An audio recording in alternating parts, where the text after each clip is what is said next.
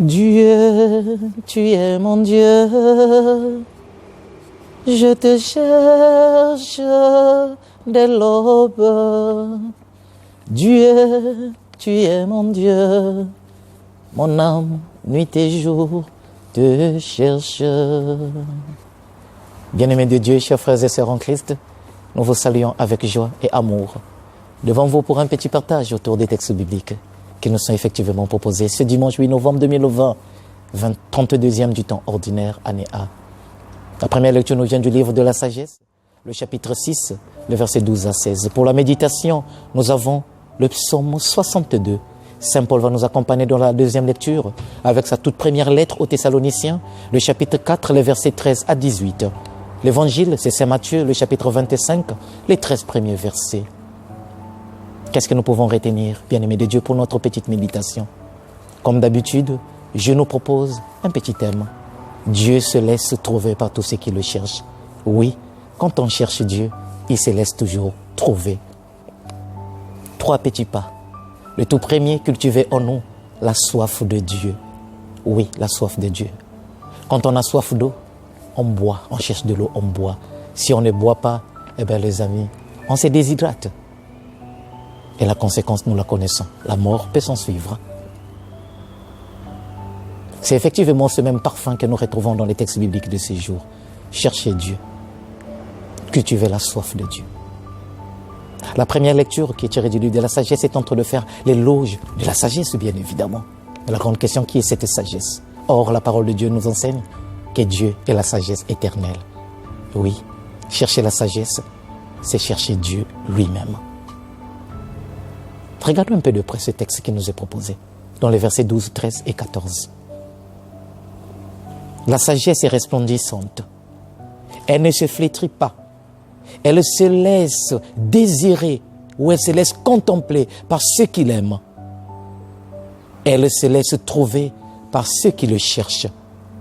Elle dévance leurs désirs et elle se fait connaître la première. Comme c'est beau, chers frères et sœurs en Christ, de découvrir que cette sagesse que nous cherchons est le bien le plus beau que tout être humain doit ou devrait désirer et rechercher. Et lorsqu'on se met à la recherche, elle, la sagesse, nous précède et nous attend. Et c'est ce que nous découvrons dans les versets 12, 13 et 14. Elle se laisse trouver. Autrement dit, Dieu est toujours là. Dieu ne se cache jamais. Dieu se donne toujours à ceux qui le cherchent. Et donc là, nous découvrons qu'il n'y a pas de condition pour rencontrer Dieu, pour le trouver. Tout ce qui nous est demandé, c'est de cultiver en nous la soif, de le chercher nuit et jour. Cherche, il est là. Et Jésus le dira très bien dans Matthieu chapitre 7. Cherchez et vous trouverez. Cherchons, Dieu se laisse toujours trouver. Et le verset 13 nous dit, elle dévance leurs désirs et se fait connaître en premier. Elle dévance leurs désirs. Et donc, elle est la première à nous rencontrer. Elle nous dévance. Autrement dit, lorsque nous cultivons déjà en nous la soif de Dieu, lorsque nous le cherchons, eh bien, soyons-en sûrs que c'est lui qui nous précède. C'est lui qui nous cherche en premier. Et le verset 14 ajoute, c'est Dieu lui-même qui, dès l'aurore, se met déjà à notre porte. Autrement dit, celui qui la cherche dès l'aurore ne va point se fatiguer, puisqu'il finira par trouver cette sagesse devant sa porte. Une manière encore de nous dire, chers frères et sœurs en Christ, que Dieu vient toujours à la rencontre de l'homme. Dieu vient toujours nous chercher. Dieu vient toujours nous rencontrer. Dès lors que nous manifestons déjà ce désir de le connaître, de le chercher, d'être proche de lui, eh bien lui, il est déjà là. Il est là devant notre porte. Il nous attend. Une manière encore de te dire, une manière encore de me dire, de ne jamais avoir peur. Si nous cherchons Dieu en vérité, soyons-en sûrs qu'il sera toujours à côté et cheminera avec nous. Et le psaume qui nous est proposé aujourd'hui, chers frères et sœurs en Christ, le psaume 62, Conforte bien cela. Dieu, tu es mon Dieu, je te cherche dès l'aube. Et pourquoi il le cherche? Parce que son âme a soif du Dieu vivant. Comme une terre altérée, aride sans eau, ainsi mon âme te cherche toi, mon Dieu. Il se rend compte qu'effectivement, sans Dieu, il ne peut pas vivre. Rappelons-le qu'il s'agit ici du peuple d'Israël qui est en train de décrire sa relation avec le Seigneur. Et la relation avec Dieu est toujours, n'est-ce pas, dans la Bible présentée, et la relation, n'est-ce pas, entre l'homme et Dieu est toujours présentée comme étant une relation d'amour. Ainsi, comprenons-nous ce psaume lorsque le psalmiste dit « Tu me cherches dès l'aube », alors qu'il a commencé « Dieu, tu es mon Dieu, je te cherche ». Et il ajoute « Tu me cherches ». La rencontre de Dieu. Moi, je vais chercher mon Dieu, mais Dieu vient à ma rencontre. L'amour fait toujours le premier pas. La brebis égarée, il part toujours la chercher. Dès lors que notre cœur est habité par la soif de Dieu, soyons-en sûrs, frères et sœurs en Christ, que c'est Dieu lui-même qui vient nous rencontrer et nous offre son amour. Le deuxième pas pour notre méditation, c'est celui que nous avons intitulé « Dieu n'oublie jamais les siens, Dieu n'abandonne jamais ses enfants ». Oui, nous parlons ici de la recherche de Dieu. Et Saint Paul, dans la deuxième lecture, nous fait comprendre que pour tous ceux qui cherchent Dieu, combien même ils ont été frappés par la mort, ils ne seront jamais oubliés. Dieu lui-même viendra le prendre. Dieu lui-même ira les chercher là où ils se trouvent pour les emmener avec lui afin qu'eux aussi puissent contempler sa gloire. Voilà l'espérance chrétienne. Et cela au nom de son Fils Jésus-Christ, ressuscité d'entre les morts. Et donc, par la résurrection de Jésus, tous ceux-là qui sont morts en Jésus, tous ceux-là qui sont morts en lui, ne vont pas connaître la corruption. Au dernier jour, ils finiront eux aussi par bénéficier de cette lumière éternelle. Et le même Saint Paul le dira très bien dans Romains chapitre 8. Qu'est-ce qui peut nous séparer de l'amour de Dieu? Les difficultés, les souffrances, la mort? Non. En tout cela, nous sommes des grands vainqueurs grâce à celui qui nous a aimés, Jésus.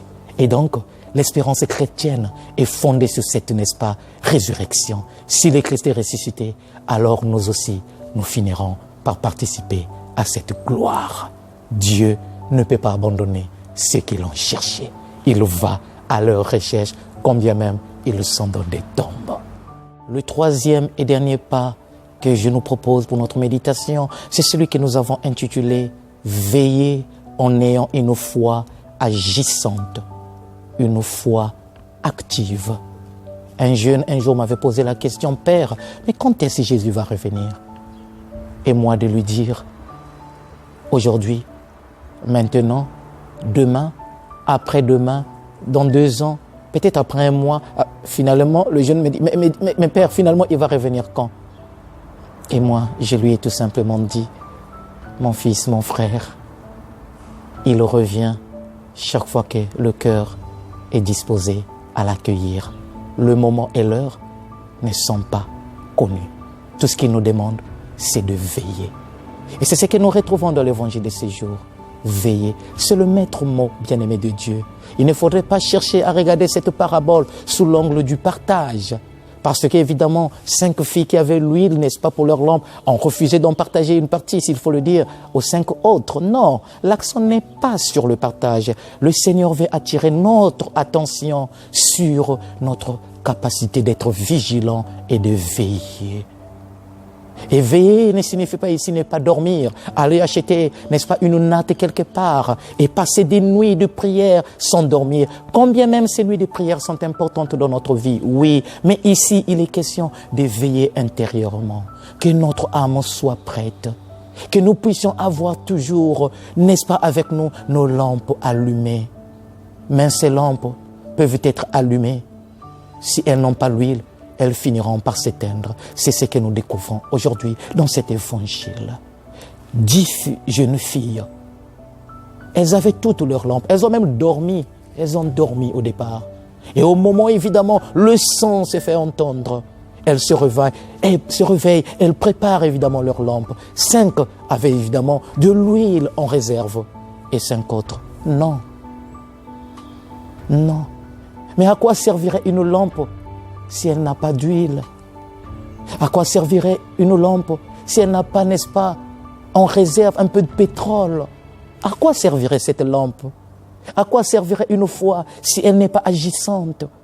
À quoi servirait une foi si elle n'est pas alimentée par la parole de Dieu, si elle n'est pas nourrie par les sacrements, si elle n'est pas nourrie par la charité? Veillez, veillez ici pour moi, bien-aimé de Dieu, c'est être toujours prêt, c'est faire la volonté de Dieu. Je l'ai dit en m'appuyant effectivement sur Matthieu chapitre 7, le verset 21 à 27. Et d'ailleurs, lorsqu'on prend la parabole de Jésus sur la personne qui construit évidemment sa maison sur le roc et celui qui construit sur le sable, on finit par comprendre évidemment la thématique est la même. Et quand Jésus dit, ce ne sont pas ceux qui me disent Seigneur, Seigneur, qui entreraient dans le royaume des cieux, mais ceux qui font la volonté de Dieu. Car ils viendront nombreux à crier et à dire, Seigneur, nous avons prophétisé en ton nom. Seigneur, nous avons chassé des démons. Seigneur, nous avons fait ceci, nous avons fait cela. Mais le Seigneur leur dira quoi? Allez-vous-en, je ne vous connais pas. Je ne vous connais pas. C'est la même phrase que nous retrouvons dans l'évangile de ce jour. Je ne vous connais pas. Comme pour dire, connaître Dieu, c'est faire sa volonté. Ceux qui me connaissent, c'est ceux qui font ma volonté. Et Jésus le dira très bien. Si vous m'aimez, eh bien, vous garderez mes commandements. Et donc, veiller ici, c'est aimer le Seigneur. Aimer le Seigneur, c'est le chercher. Le chercher, c'est le désirer par-dessus tout. Et le désirer par-dessus tout, c'est le mettre au centre de notre vie. Le mettre au centre de notre vie, c'est de vivre selon ses commandements. Ainsi, notre vie sera toujours illuminée par sa grâce. Et lui, il viendra toujours à notre rencontre pour nous offrir la carte d'invitation à sa noce, à sa fête. Bien-aimé de Dieu, Dieu a besoin de toi. Dieu est là à côté de toi. Il te demande, il me demande, il nous demande tout simplement de veiller. Que Dieu vous bénisse, que Dieu vous protège, que Dieu vous garde.